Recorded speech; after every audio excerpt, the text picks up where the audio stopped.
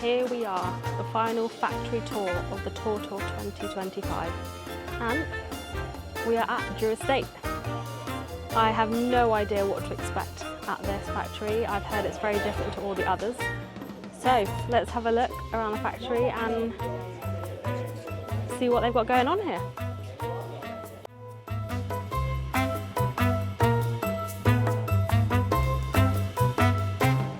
Well, first of all, welcome to Drew Estate.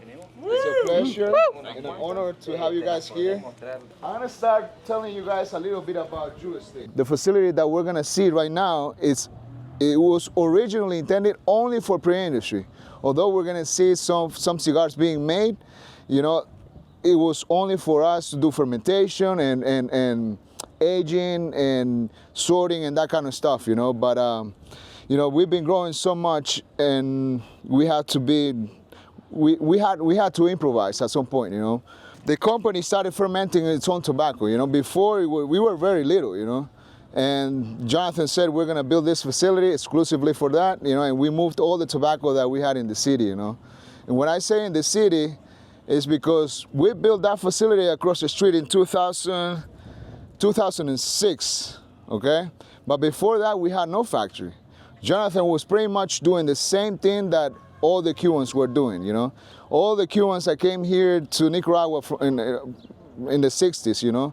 We're talking about that these people, most of them will tell you don't build factories, don't make huge investments in Nicaragua, because, you know, you gotta think about their background, their mindset. You know, they're coming from a country that confiscated their companies, that they run away from the revolution, you know. And then coming here, they see a similar style of government, and they say, you know, I don't know about doing huge investments in this country. You know, we're gonna use whatever is available. There were some players doing some investments, you know, but not much, you know. You know, the company started with only in a little garage with only 6 people, you know. Jonathan decided to separate from Perdomo, because he used to work with Perdomo. You know, Jonathan used to do the distribution for Perdomo in New York. And then Nick Perdomo was doing La Vieja Habana for him, you know. And then Jonathan said, hey, you know, I think I want to go on my own and do my own thing, you know, and experiment with crazy shit, you know. So, and as you can imagine, you know, being Jonathan, he was not lying about that. He wanted to do something completely different, you know. And so Jonathan opened his own cigar factory with only 6 people in a little garage. And then from there, it grew so much, you know, that we ended up renting 14 houses in the city.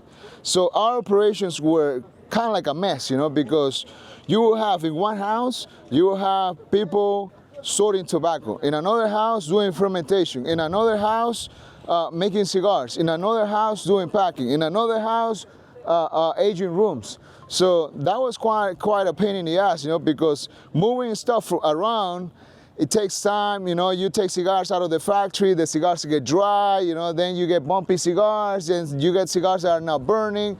So Jonathan said, you know, I'm tired of this, you know, I'm gonna put some faith in this country, and I'm gonna start making investments, you know.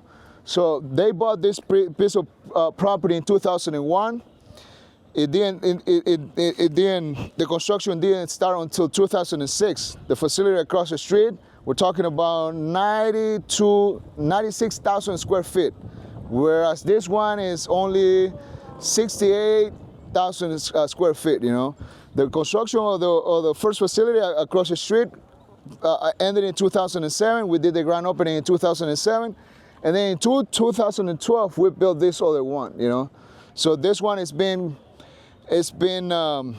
open since 2012.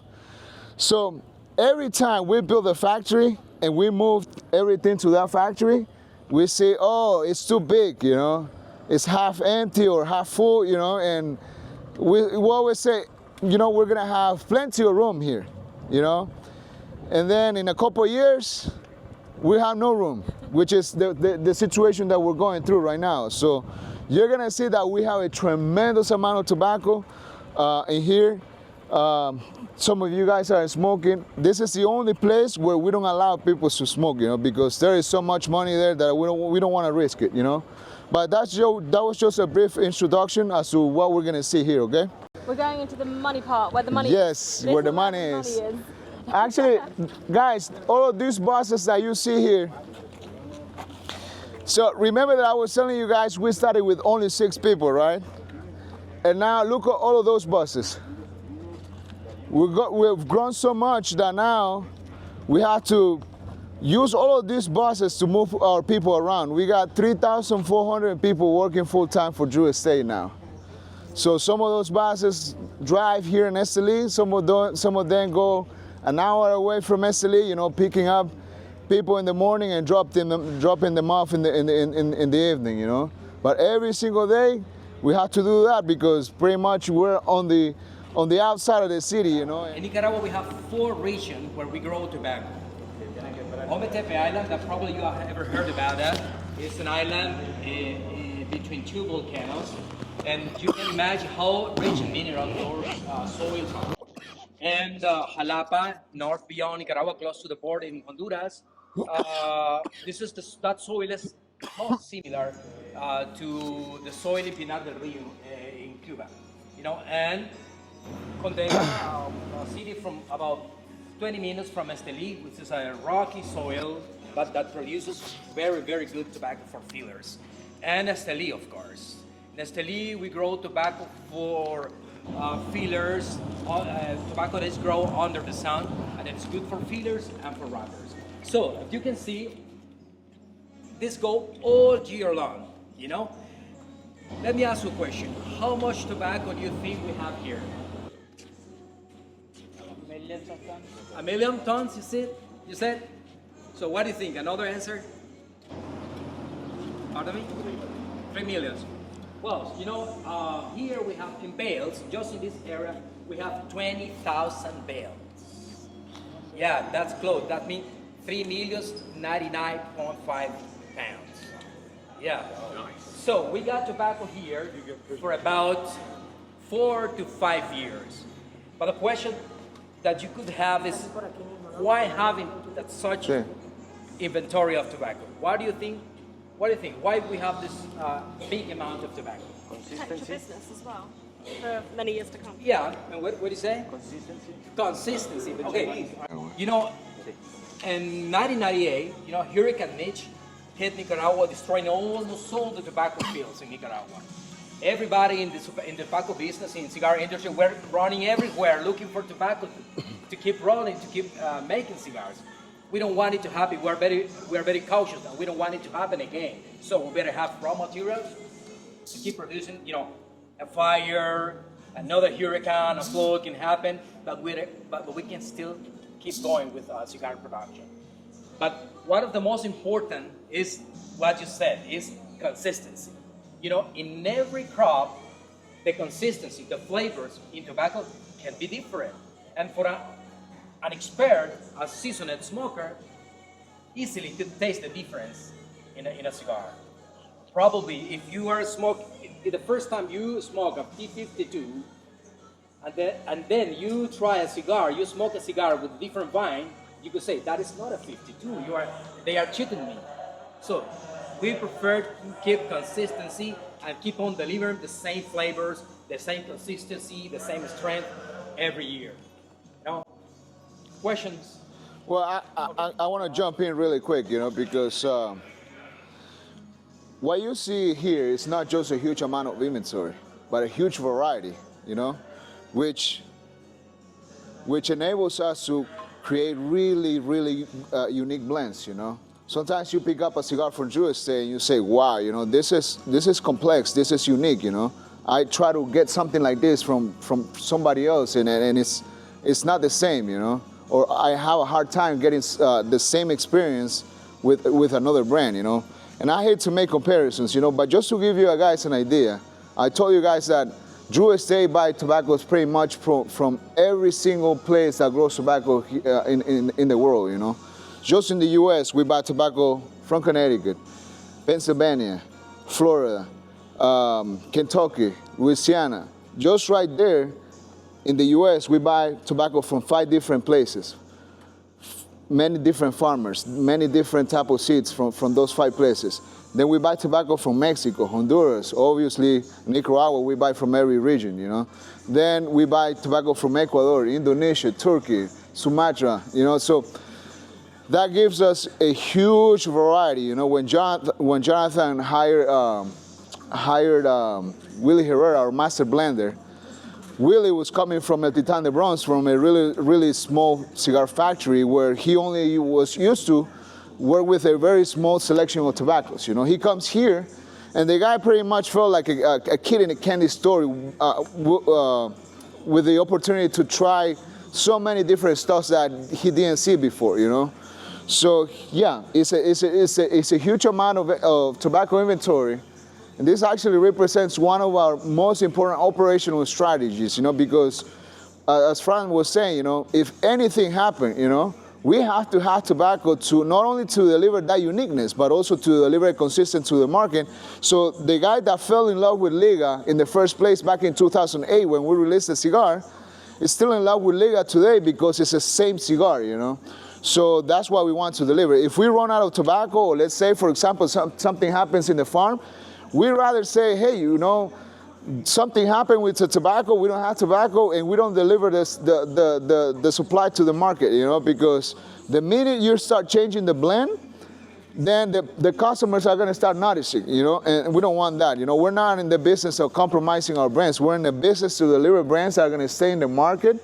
They're going to get brand recognition for a long time, you know. So for the first 3 months, it's kind of like a given, you know, that we need to have at least enough inventory for 250,000 cigars, you know. 250,000 cigars, we're talking about 250,000 cigars. If you make a box of 24, 25 count, you're talking about only 10,000 boxes that we can sell in 3 months, you know. So we're not big fans of limited editions, you know. Oh, we're gonna do this exclusive, you know. It causes so much delay in the factory, you know. We want efficient, you know, because every minute that this tobacco is here, it's a minute that we're spending so much, you know. We're spending on storage, we're spending on fumigation, we're spending money on air conditioning, you know. And now that I mentioned fumigation, there is a really strict control of fumigation here in the factory. Well, not only fumigation, but temperature, humidity, pressure, all of that, because even though all of this tobacco is packed in those bales and there is not so much humidity in the air, that tobacco, we believe that if you don't provide the right conditions, those tobaccos will keep fermenting, you know. And we don't want that, you know, because if it's a strong tobacco, if it keeps fermenting, you know, there might be a risk of overcooking the tobacco, you know. So it has to be in the right conditions. I know that you guys have been to several facilities, you know, and probably once you go into any warehouse or a fermentation facility, it's really hot, you're sweating, the smell is intense, you know. It was intense when we came in because we just did fumigation, you know. When they open this, you know, and it's closed for 3 days, the smell is kind of intense, you know. Actually, they opened this room yesterday, you know. But every month, we have to do a fumigation for 3 days. So before the fumigation, they look at the production plan and they say, okay, how many bales are we going to need for those 3 days? They take everything that they're going to need, and then we fumigate. You can see all of those stuff that are hanging from, yeah. So we seal every section. And let's say, for example, we want to just fumigate this section, you know. Then what we do is we just seal this section, we fumigate, you know, but normally it's the entire facility that we fumigate, you know. So all of these little systems, you know, help us keep track of what's going on in this room. You know, there is an entire team that every month, every week, every day, they go checking every single container and see if any of these tobacco beetle traps have any tobacco beetles, because one tobacco beetle here, that means that there are a lot of here, you know. So all right, so Scott has been coming to the factory for quite some time already. How many? 2016, right? That was the first time I did a tour with you. When you came here in 2016, this was completely different. Correct. This room was a room that we used specifically for us to ferment only two types of tobaccos. It was broadleaf and Liga Privada T52. You know, only those two tobaccos were fermented in this room, and the entire room were filled with big piles of tobaccos that we call pilons. You know, each pilon can go from 4,000 to 5,000 pounds. So as you can imagine, we had a lot of tobacco here, but we were growing so much, and the room was falling short, you know, when it comes to space. And then COVID hit, and the demand of cigars skyrocketed, you know. So we needed to produce more cigars, and then we had to improvise. So what we did was we took all the tobacco that we had in here, and we moved it outside of the factory again. We're renting facilities now because we ran out of the space. So we decided to use this space for us to make only short filler cigars. So we're talking about C notes, factory smokes, anything that is short filler, we make it here, you know. So that way it helps us, you know, create a little bit of separation between the premium stuff, the deadwood stuff, the acid stuff, you know, and the short filler stuff, you know. So everything here is short filler, you know. So just right here, we got 220 people, you know, making cigars.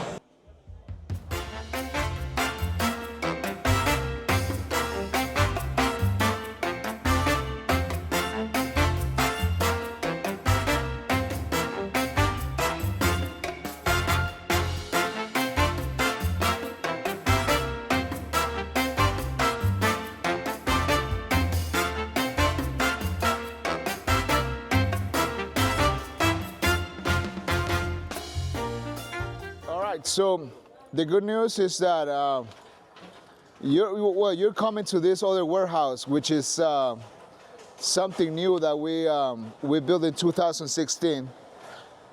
And again, it's packed with more tobacco all the way up to the ceiling, you know, so there is no more room in here, you know. You see hundreds and hundreds of pounds of tobacco that we're storing, you know.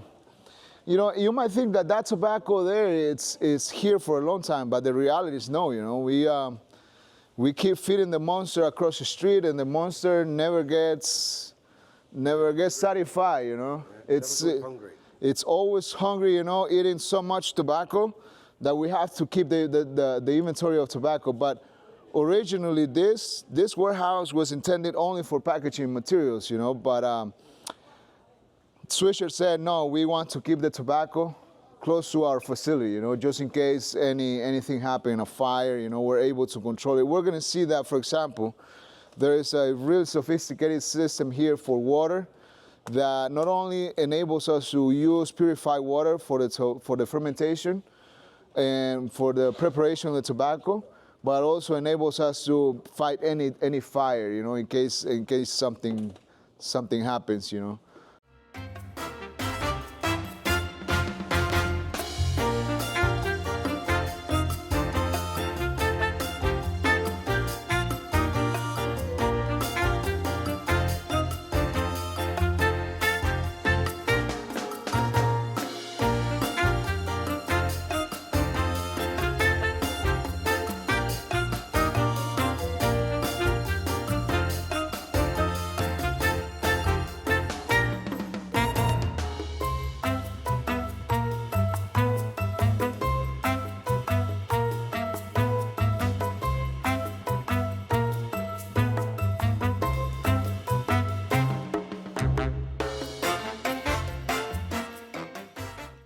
I want to introduce Manuel Rubio, who is our operational manager here at Drew Estate.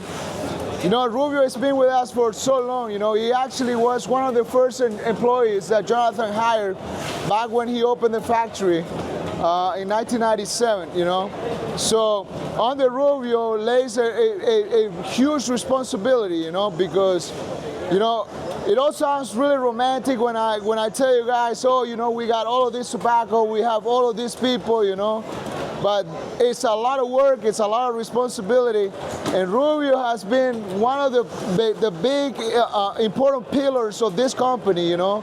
So supporting and holding the fort, you know, so this company keeps running and keeps growing, you know. So not just Rubio, but also Rene, you know, on the financial side. But these two guys have been doing a really incredible job, you know, helping Jonathan sustain the factory here for such a long time, you know. I'm gonna tell you this. Currently, we're making about 320,000 cigars a day, all right?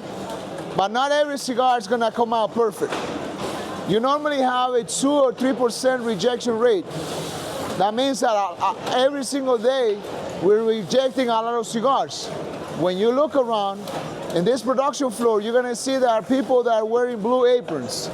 Those are supervisors, like my man right there, those are supervisors.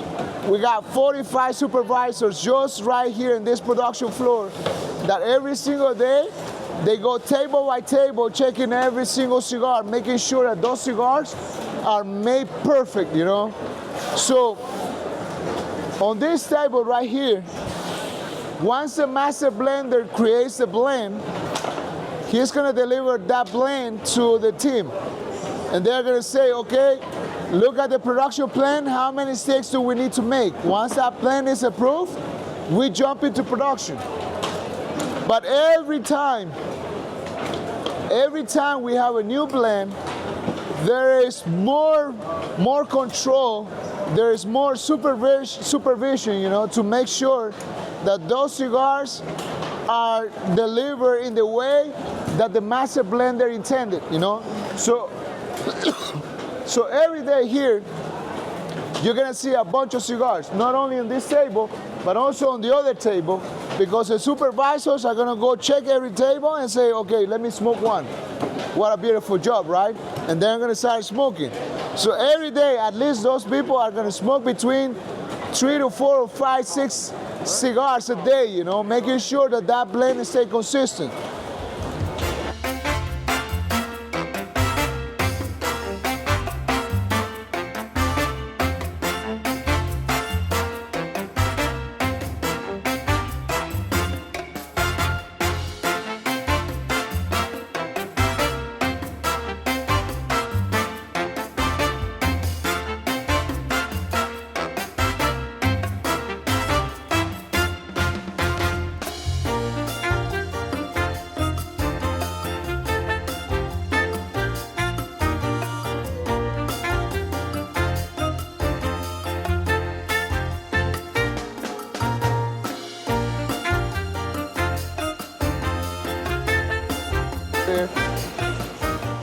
It comes to the tables.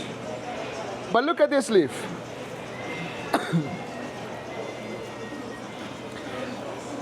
If I show you this tobacco to you, the first thing that you're gonna see, or you're gonna say, is that this doesn't look like a tobacco that is good, right? It looks in a really bad shape right now, right? Look at this. If you try to put this wrapper, It's really like hard.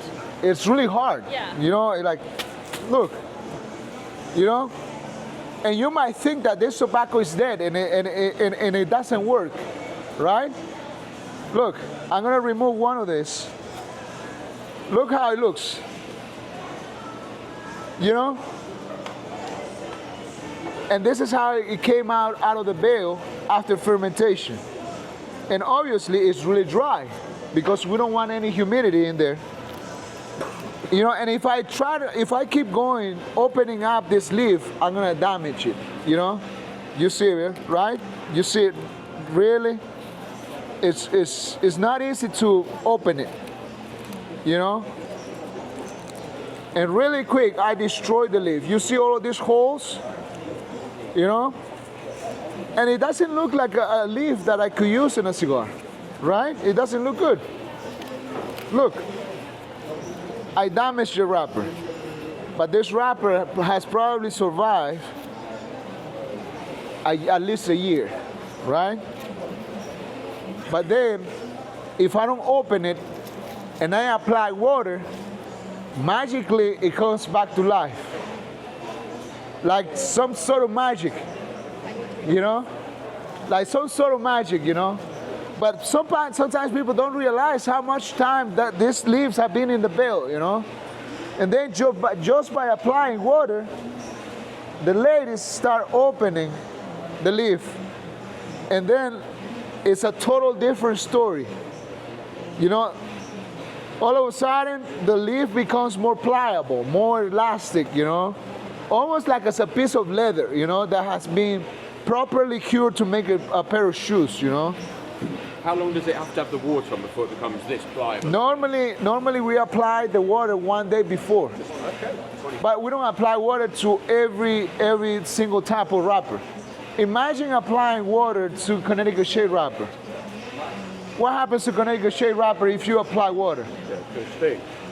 It stains and you destroy it, you know?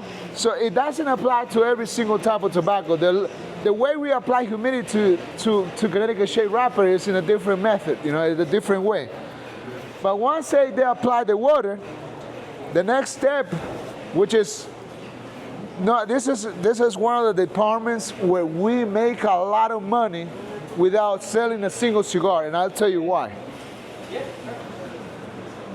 I'm gonna try my best, because even though I was a cigar roller, I never did this job.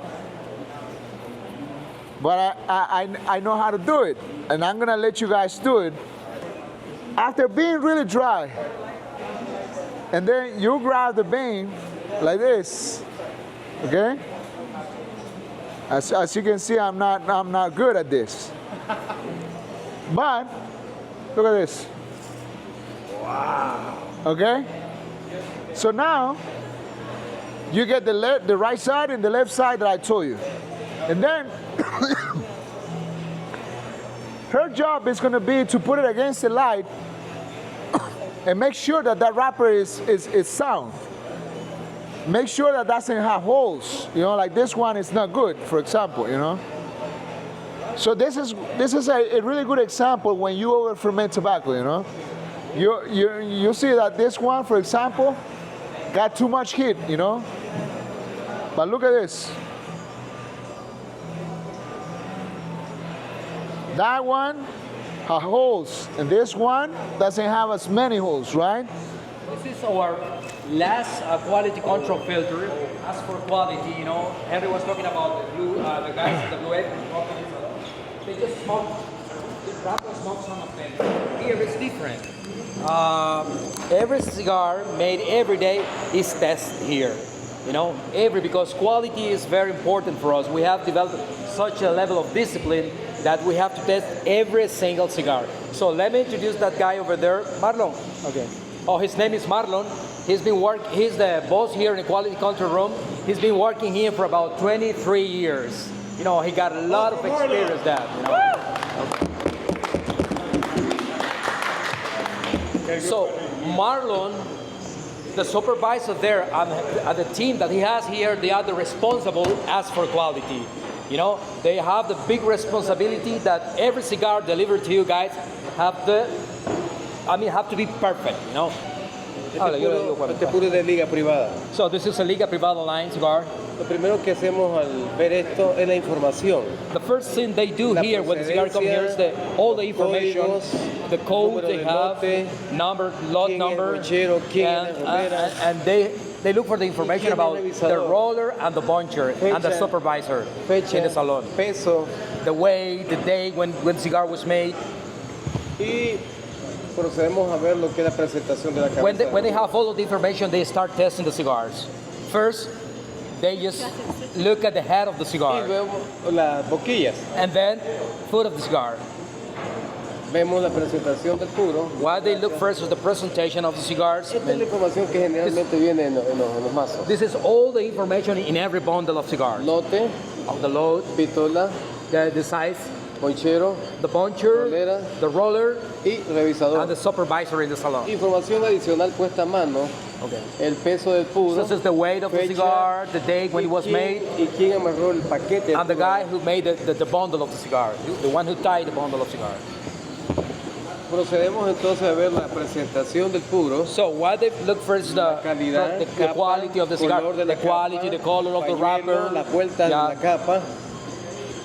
Y con esto que se llama diámetro, And this is the diameter to test the ring gauge. medimos los puros. Tienen que tener la misma medida para que puedan caber, ¿verdad?, en la caja. Okay, all of the cigars have to have the same ring gauge for them to fit in the box. Y medimos los puros. And they measure the Dice que cigars. deben And then medir 6 pulgadas. for this cigar, have to be 6 inches. Tenemos 6 pulgadas. Bueno, sabemos que los puros están buenos, que tienen buen diámetro y procedemos a, pues, de esta manera, So the next step they do is just they start doing this. I mean, touching the cigar, trying the texture of the cigar. pueda pasar de un extremo So that- a otro la suficiente cantidad de Okay, aire. so the texture has to be kind soft, in order the more quantity of smoke can travel freely along the cigar. Si pasa la suficiente cantidad de aire, significa que el puro puede fumar. If there is enough quantity of air along the cigar, that cigar is it's smokable. La textura del puro tiene que ser suave, It has to be kind soft, no duro, not too hard, no muy suave, not too soft and not too sino hard. de una textura media, But de tal manera medium, que you el know. puro pueda tener calidad. Do you draw master them? Yeah. Pardon me? Do you use a draw master? Yeah, we got some drum master in the salon too. Does every cigar go through the draw master? Yeah. Also, but also we have they pass for this quality control room too. So it's double checked. Double check. Yeah. Lo que estoy demostrando acá es aplicable a toda la producción que produce esta. So what is you doing here is apply to all of the production of every day. You know.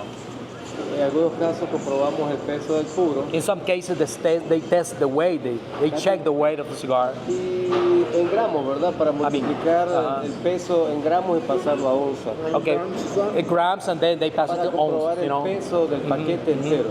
Because they need to check the weight of the complete of the whole bundle. 5 puros. Okay, so this is the complete weight of the bundle of the cigar. Yeah. We use a lot of boxes. Every month we're receiving around 200,000 boxes from our suppliers, you know.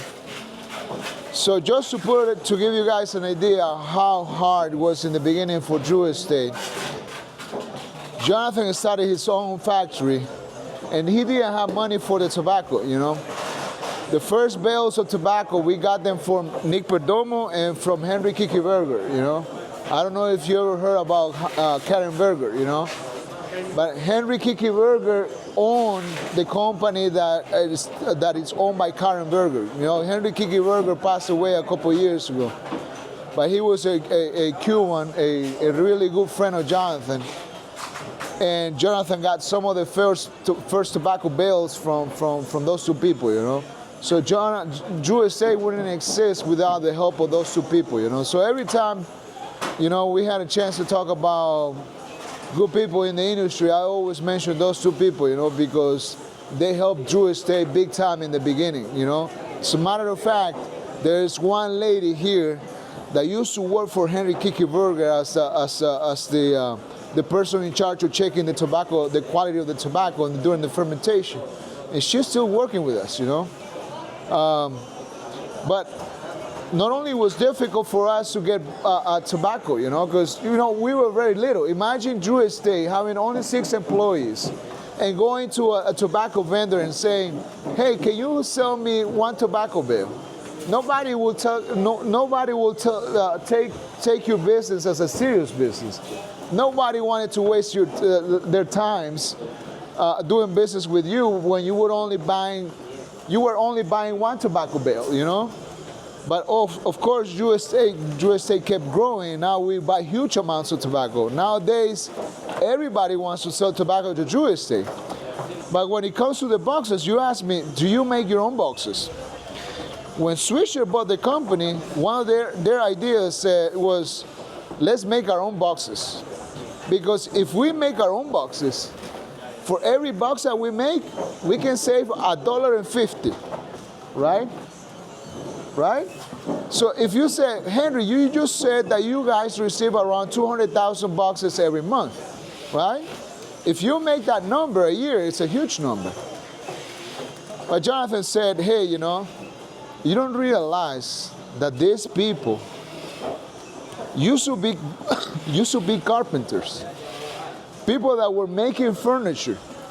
And I went around the city asking them, hey, can you make me boxes, right? And sometimes I will go to them and say, make me 200 boxes. And I had no money, I'm gonna pay you. I'm gonna give you 20% in advance. But when I sell the boxes, I'm gonna give you the money, right? All of those people were really loyal, you know, and we started with only 2 suppliers. Now we got, I think, 17 different box suppliers. So Jonathan said, I don't know, it's up to you, but my recommendation, let's not put those people out of business, because those people were really loyal in the beginning, and they kept this company afloat, you know, they support us big times. Sometimes working late at nights, you know, working long weekends, late nights, you know, in order to deliver boxes when Drew Estate needed the most. So we're gonna turn them down now that we believe we don't need them. No, we're not that kind of company, you know. So they're still making boxes for us. We let them keep running their business, you know, supporting the economy, supporting their families, because at the end of the day, they still depend on that business, you know. So we still loyal, you know. So let's go this way.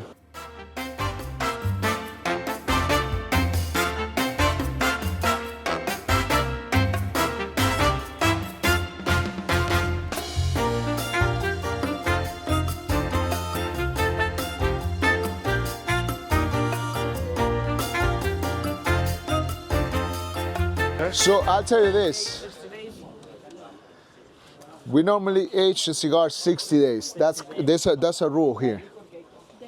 So, but before I get into aging, you know, because sometimes people deliver cigars to the market and say, oh, this cigar is being aged for 5 years. I don't think we're in that business. We're in a different business. We're in the business of making cigars, aging cigars 60 days, and shipping it, put it in the hands of consumers so that way they can enjoy it. But there is a caveat in there that I'm going to explain in a second. But before that, how many cigars do you think we have in this room? 10 million. 10,000. 10,000. God, more than 10,000. What? Millions. 10,000 we have here. Not just 10,000. 10 million, 20 million. 20 million. 4.5. Anybody want to make another guess? I'll tell you exactly how many you've got. But we got 7 rooms like this. This is not the only one. In this room, I'm just talking about this room. And actually, this room is only for traditional cigars. When you come inside of this room, you don't feel any aromas, right? We keep them completely isolated, you know. So this is just for Ligas, Undercrown, Herrera Estelí, Nica Rusticas. I'll tell you their number right now. But when I come in here, I really enjoy coming in here because it's kind of like going to the bóveda of a bank. There is a lot of money here. You know, normally we keep an inventory of 6.5 million cigars in here. 6.5 million. And as you can see, just this room, and we got 7 like this, you know. Go on, what, 6 times 42? So it's a lot of cigars, and obviously not a lot of people are allowed to come in this room, you know, because what we have here, it represents at least 2 years of work. People say only 60 days. That's not much, you know. That's not much of aging. Well, remember, it's not only 60 days. The tobacco is being aging for a long time. You know, back in the 90s, I don't know if you were in business in the 90s, you will go to cigar stores, right? And you will feel a really strong smell in the stores. Back in the 90s, it was the first cigar boom, you know? And people were rushing cigar, you know, using tobacco unfermented. And people will get confused and say, oh, this is a really strong cigar. When you grab a cigar from the store, you shouldn't feel any ammonia. There shouldn't be any ammonia in the tobacco, you know?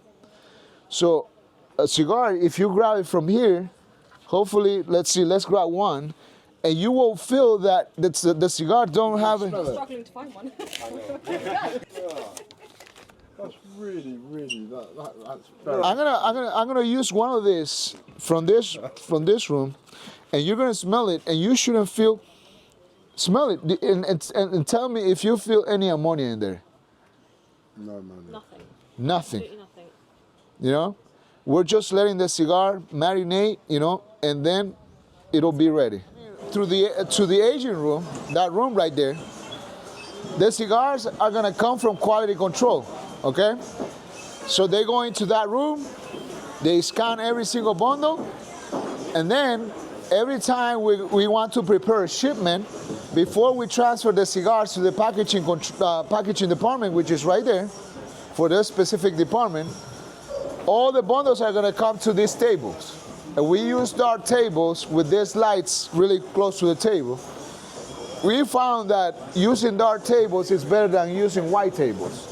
Because white, with the light, the reflection causes a lot of headache, you know, and your eyes get a lot of damage from using the white color, you know. So that's why we use the dark color. But one of their jobs is taking every single bundle, and remember, every single day is a new batch. So when they get every single bundle, they're gonna put all the cigars from one bundle, and they're gonna start color sorting, so that way the cigars stay in the same batch. So you're gonna see right there that even though it's the same cigar, we're trying to make a consistent product out of a very inconsistent raw material. You know, this leaf on the plant that was on this side maybe got more sunlight than this other one that's on the other side of the plant, you know? So this one will get darker because of the more sunlight, and this one will get lighter, you know? So that is reflected right here, even though it's the same tobacco. But what happens if we put the cigars in the box like that? Immediately, the customer is gonna say, oh, they put different cigars in my box.